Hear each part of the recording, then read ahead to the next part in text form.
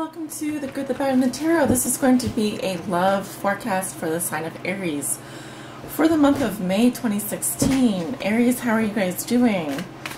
I'm getting down to the last three signs here for the love readings this month, and I want to thank you for your patience, for hanging in there. This is a general love reading, so will not resonate with everyone. For the most accurate reading with the most accurate outcome, I do recommend coming and getting a private reading with me. You can do that by clicking on the book or reading button on my YouTube homepage banner, or by opening the description below this video. There's more information. So that's my spiel, and I'm going to just go ahead and get into it. Spirit, what are the love messages and energies that you have for Aries? Aries Sun, Aries Moon, and Aries Rising, and those on the cusp. What are the love messages and energies that you have for Aries for the month of May 2016? Love messages for my Aries.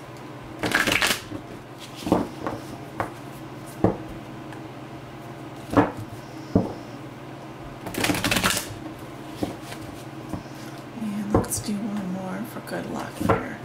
Spirit, what are the love messages and energies that you have for my Aries? Aries Suns, Aries Moons, and Aries Risings.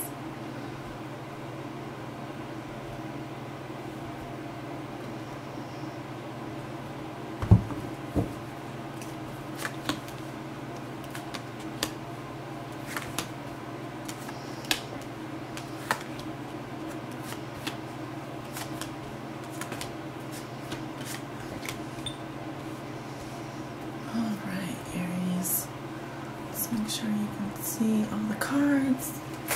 I'm going to do a quick rune casting here. Spirit, what are the love messages for my Aries? Love messages for Aries.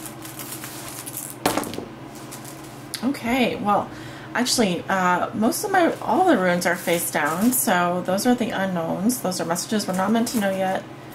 They go back in the bag. No messages from the runes today. That's alright. We can just read the cards. And I'm primarily a card reader anyway. I think the runes are awesome though. They do give us some extra messages sometimes. In your present situation, you have the Five of Cups reversed, crossed by the Hanged Man. What comes below you is the Ten of Swords reversed. What comes above you is the Page of Swords. In your recent past, you have the Chariot. In your near future, you have the Seven of Swords. Lots of swords. How you see yourself, you have the Moon. In your environment, or how your significant other is going to be dealing with you or viewing you in the month of May, they have the Hierophant, or Hierophant. Your hopes and fears, you have the Wheel of Fortune. And your outcome is Judgment. A lot of Wheel of Fortune and Judgment in a lot of readings. I'm seeing that a lot. I don't think anyone's surprised by this, because you probably all have watched at least a minimum of one or two readings prior to watching mine. If this is your first reading that you've watched, then congratulations, but you probably are picking up on the fact that May is a rather heavy month for a lot of people. There's decisions being made, right? There's stuff going on here, so lots of drama. And for your love life in May, your significator card is the Five of Cups in reverse. So for some of you Aries, I do see you getting over a situation. You could be grieving the loss of someone, or you may have recently had to let go of someone, and this is causing a lot of grief and sadness.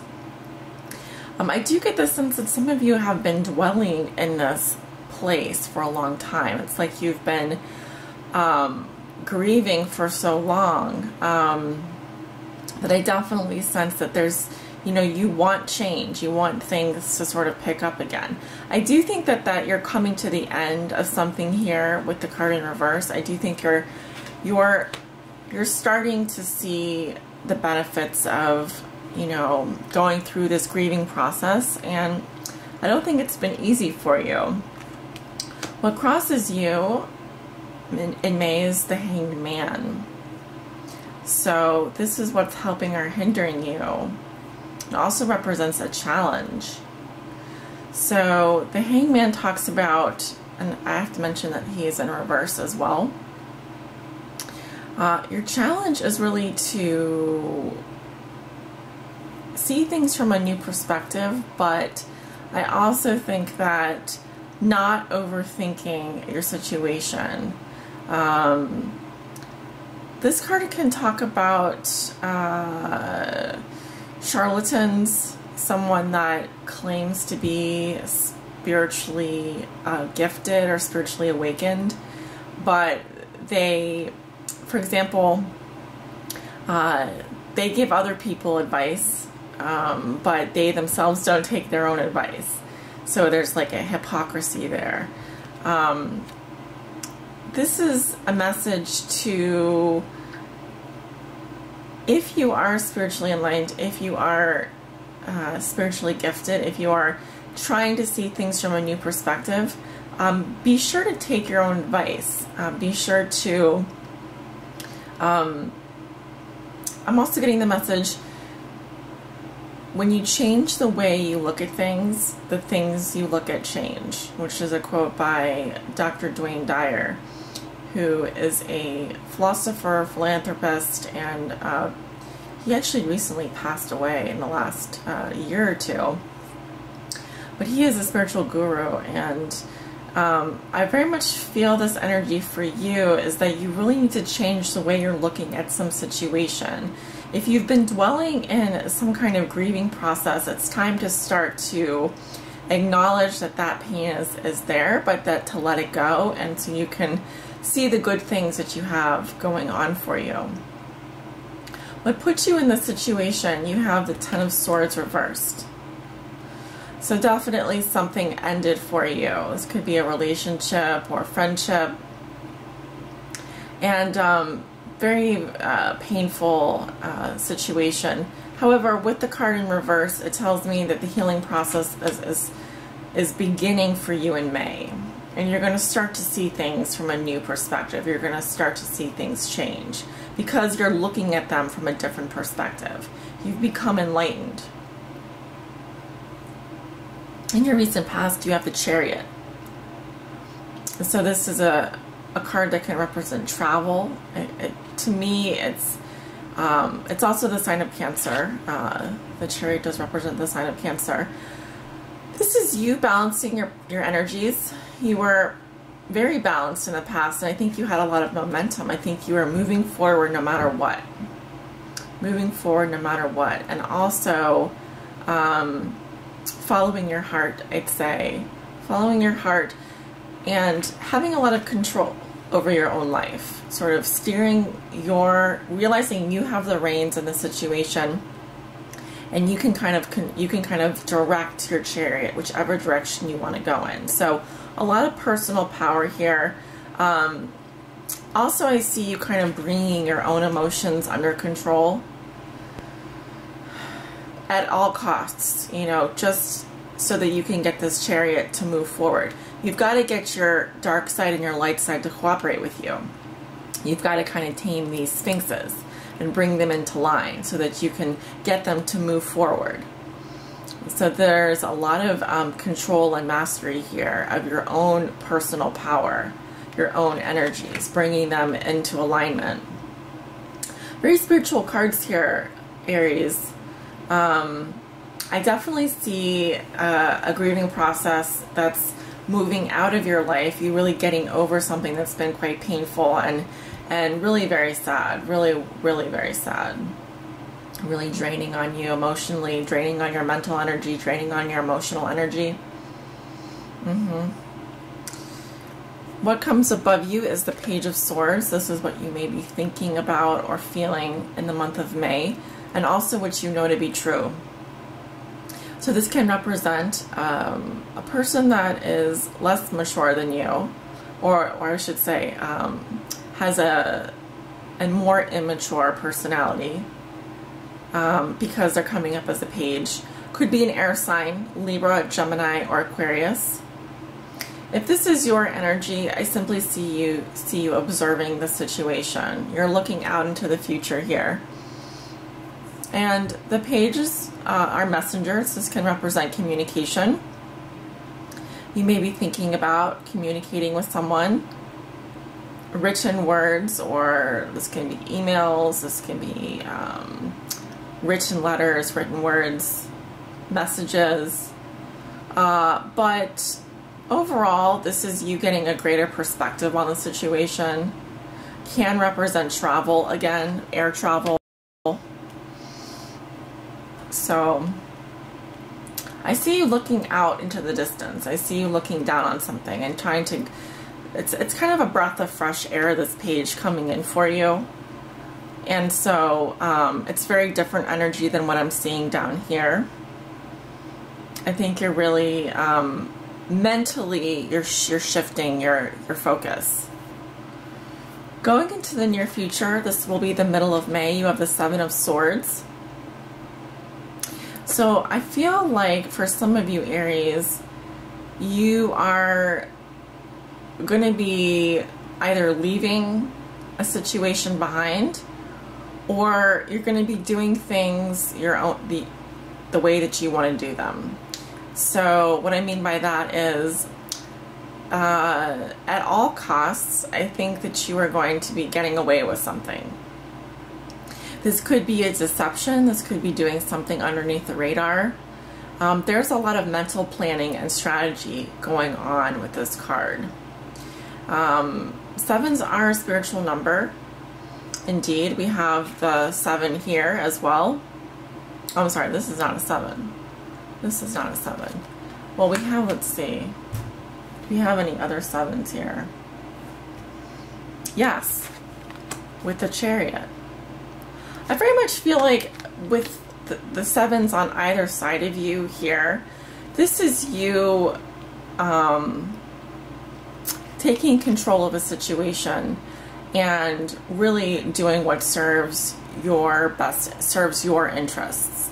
This is a card of self-interest as much as this card is as well. It's about doing things your way. You may be getting away with something. You may actually be involved in an affair or a situation where you're doing things underneath the radar. How you see yourself? You have the Moon. So I think you're afraid. I think you're scared and you have fears and you're not sure where you're going with this. I think there's a lot of hidden stuff going on, especially with this 7 of Swords. I think there's confusion and fear as to, or trepidation, deep emotion, illusion. Be careful that you're not deluding yourself into thinking that, just be careful be careful that you're dealing with things in the light of day and not as you would like to see them. Or if you're feeling cautious or afraid about a situation that you're involved in, it's probably a good idea to start to figure out what is it that you're afraid of. What is it that's causing your anxieties or your fears? And take a closer look at that. Are those actual real fears, or are they just things that you're making up and are figments of your imagination? In your environment, you have the Hierophant. This is also how your significant other is going to be viewing you or dealing with you in May. So they see that you're doing things by the books, that you're, conforming in some way. They see that you're all about traditional values and conforming. What else? The Hierophant does talk about commitment. So they see that you're committed to something, larger organization. This is a very spiritual card as well. It talks about belief systems, morals, doing the right thing, ethics, convention. So, marriage as well, commitment. So very interesting, that's in your environment. Your hopes and fears, you have the Wheel of Fortune. So you're just hoping for, I think, things to work out in the end. This talks about growth and expansion, your destiny unfolding in front of you, that in due time things will work out for the best. Wonderful card here. And also an external influence. I very much feel like the Wheel of Fortune is on your side, your fate, your destiny. While out of your control, your destiny is going to unfold before your eyes in the blink of an eye. And your outcome is judgment, decision time, judgment day. I very much feel like at the end of May, you are going to be revealing a major decision. I think you've been here before. This person is cowering. This is like Archangel Michael, Archangel Gabriel. A revelation is what I feel. There's a revelation, and you're ready to face the truth. You're ready to face the truth about the situation and get it out into the open. There's no more lies. There's no more fears. Once this light has shown up, once this light shows up in your life, you have nothing left to lose. You have nothing left to lose, Aries. So decision time for you at the end of May. Something will be revealed to you, or you will be revealing something. Very powerful energy. And this, in terms of your love life, could be revealing something that you've always wanted to tell your partner. If you're single, this could be making a decision about a specific person. Or even revealing some aspect of who you really are to someone. I do think that this reading will resonate for those of you who are already in committed relationships. I think you're afraid to reveal something to your partner, or to kind of make a decision about a relationship. But I think that it's part of your destiny. Whatever this is, it's on your path. And you very much need this. It's like a cleansing energy as well. You very much need to reveal this to someone. Make this decision. Let the past, set the past free. And you're just waiting for the right time to do that. At the end of May, I feel like will be the right time. Right now, the energy that's crossing you is one of enlightenment, spiritual enlightenment. Really, you're seeing things from a whole new perspective, Aries. You've had enough of this grief. You've had enough of this loss. You've had enough of these bloodsuckers sucking the life out of you. And I think you're ready to go off and do things on your own. Do things your way. There may be some deception involved. There may be some planning involved here. I don't want to say you're sneaking around on anyone, but some of you are doing some stuff behind the scenes here, especially with the moon. I don't think that the people around you are aware of the fact that you have this agenda, that you have this other agenda. But I think that you're an honest person, and you are about the truth. You are about communicating. You're just waiting for the right time to reveal something. So revelations, Aries. Revelations. That's the word that's coming to me. What will be your revelation? Spirit, please provide an oracle message for my Aries that are watching this reading, that will guide them on their highest spiritual path and support them at their time of need this month. support them at their time of need. A message for Aries that will guide them and support them in their time of need.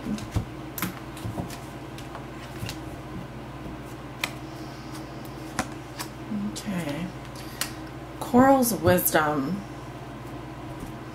What is Coral's wisdom? Well, she certainly is beautiful. Coral's wisdom, it says colony, delicacy, fragility, works that are created over great periods of time. Coral, very interesting. I've been learning a lot about coral. I'd say over the last 5 to 6 years, I've become very interested in coral reefs and conservation. And I know that doesn't have anything to do with your reading right now, but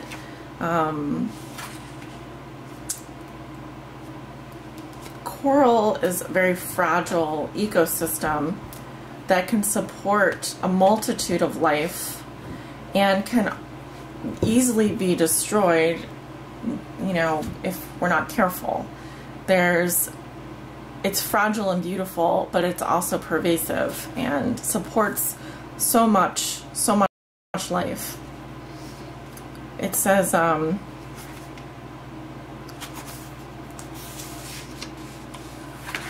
trying to find the right message here. Oh, how we love these tiny beings who gather and create Poseidon's castles and caves of wisdom. Their intricate underwater towers of red, gold, and softest pinks have taken over thousands of your human years to create, and yet you destroy them. And yet they offer you so much. Their healing powers are so strong, and they can help all of us, including we mermaids of the present time, connect back to Atlantis, back to Lemuria. They are an ancient living storehouse of memories and wisdoms and collective consciousness of life itself on this planet. Why else would Buddha make coral one of the 7 sacred treasures?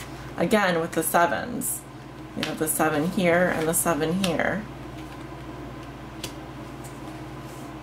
For he found it restored his tranquility and serenity even under the most challenging of circumstances. Why else would Poseidon request the coral to create castles for the merfolk to dwell within and learn from? A living building, a wisdom temple that was truly alive. In your Greek mythology, it is said that the coral was formed from the blood falling from Medusa's severed head. And this is reflected in the Greek name for red coral, Gorgia. So it holds her blood, the energy of the most ancient ones, even after they have seemed to pass. Your sailors learned from us that preserving the coral could ease the stormy seas.